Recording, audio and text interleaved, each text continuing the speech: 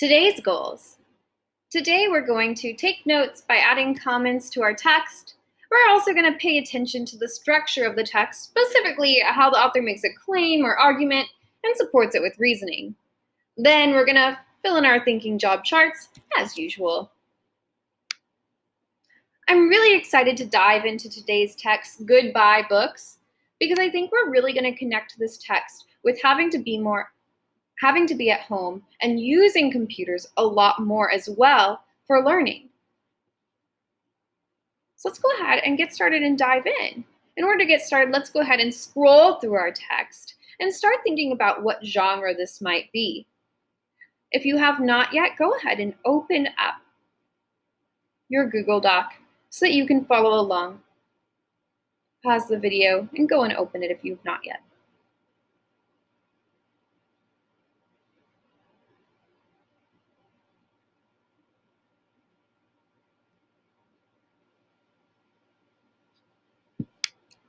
Once you're ready, go ahead and drag your mouse.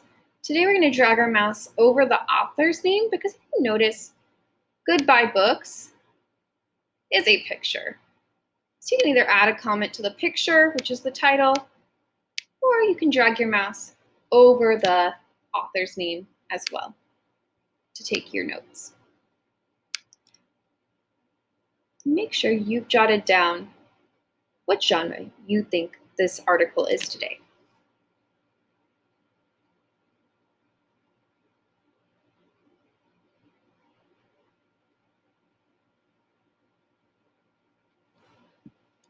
If you thought in your brain, or you have already typed out nonfiction, you are correct.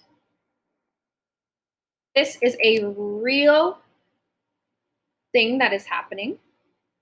It's not a made-up story. So we know that this is a nonfiction text. And when we look at nonfiction text, we look at two things. We look at what the author taught us and what their point of view is. So I'm going to just jot down T for teach and POV for point of view. The next thing that we do as really awesome readers is we start to think about a prediction and what we think the author might write about. So before we read anything, let's go ahead and make a prediction. I think that this article will be about, and you fill in the blank. What do you think the article will be about? Go ahead and pause here and write your prediction.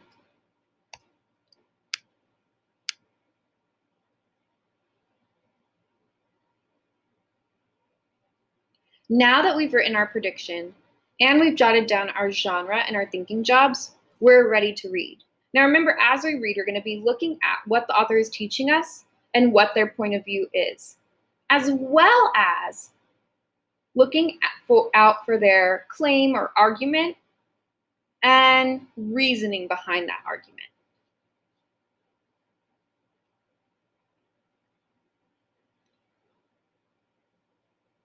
Cushing Academy used to have 20,000 books in its library. But over the summer, this small Massachusetts high school began to replace printed books with electronic books, or ebooks. Why? The school wanted to put its focus on 21st century learning. Tom Corbett, the library's executive director, told TFK, "Few students were using the library books to do their school assignments. Most did their research online. Transforming the library seemed like the best way to meet students' needs. Without a print collection to care for, Corbett says librarians can now concentrate on helping students use the online collection in new and better ways. They can also work with teachers to bring technology into the classrooms." Interesting. What did we uncover here? What is the author teaching us?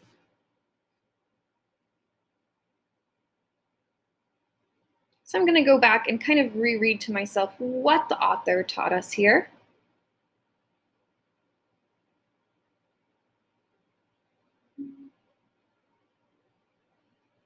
And I noticed the author is really teaching us here about how the school is making a transformation from reading books to reading online, just like we are in our own classrooms.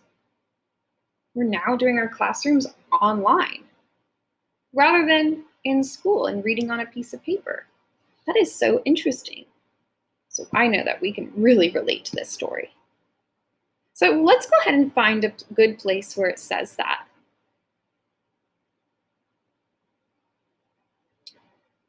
So I know here it says that few students were using library books to do their assignments, and most did their research online. So I'm going to go ahead and put a T for teach here. And then why I thought that it was interesting. I think this is interesting because we are also doing more learning online.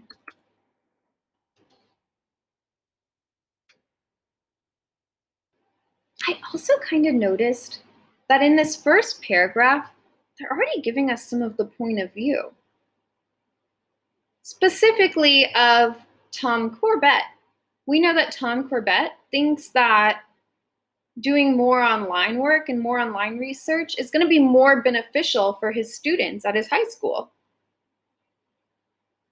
Oftentimes, authors will show us point of views throughout their writing in order to give us different perspectives throughout the text.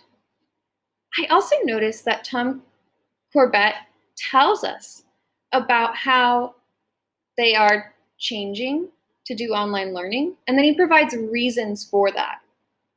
Some of his reasons are that most people or most students aren't even using the books at the school. Most are doing their research online. These are two really good reasons to support his argument. This type of writing is a lot like our answers when we use claim, evidence, evidence. It's just a little bit longer. All right, let's keep going. More books, more reading. Teacher Nancy Boyle says her students still enjoy regular books, but they're also testing out Kindle, an electronic reader. Raise your hand if you have a tablet at home, whether it's a Kindle or an iPad. So far, it's been a success. It's great, Boyle told TFK. The kids are reading more. 16-year-old Megan Chanowski was skeptical at first. I love the feeling of books, she told TFK. I really thought I was going to be missing out when I started using a Kindle, but now I absolutely love using it. It's so convenient. You can have so many books right at your fingertips. Huh. So, what are we learning here? What is the author teaching us?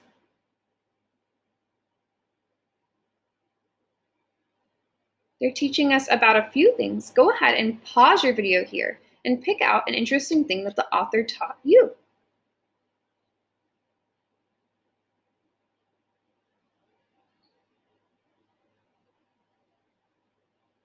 Hopefully you've added that note to either paragraph 2 or 3 and you are ready to go. Meet an e-reader. Can your backpack fit 1,500 books? An e-reader can. Most e-readers are pencil thin and weigh less than a pound. They can download an e-book in 60 seconds. Don't understand the meaning of a word? Click on it to get the definition. Is the print too small? An e-reader can adjust the size.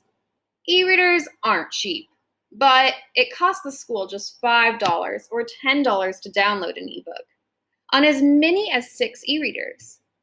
Now students have access to millions of titles, Corbett says.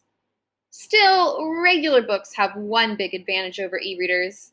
They don't use electricity. E-readers have to be charged, like cell phones. All right. We uncovered a lot here. They taught me a lot about an e-reader. So I would encourage you to put 1 to 2 notes here about what they taught you, as well as why you thought those were interesting facts. I also noticed that throughout Meet an E-Reader, our point of view kind of changed. At first, when we're reading, they're telling us about all the advantages of these e-readers. But then here, they're telling us this opinion about how these e-readers can use a lot of electricity. So that really gives us something to think about. When we think about the author's point of view today, I want you to weigh all the different facts that they gave us. Is it better to read books online? Or is it better to read books on an actual book? What do you think the author thinks? So right now you're looking at your author's point of view, and you're looking at 2 more things that the author taught you. Then you're going to fill out your thinking job chart, and then you'll be done with close reading for today. I hope that you guys have an amazing day, and I'll see you tomorrow. Bye-bye.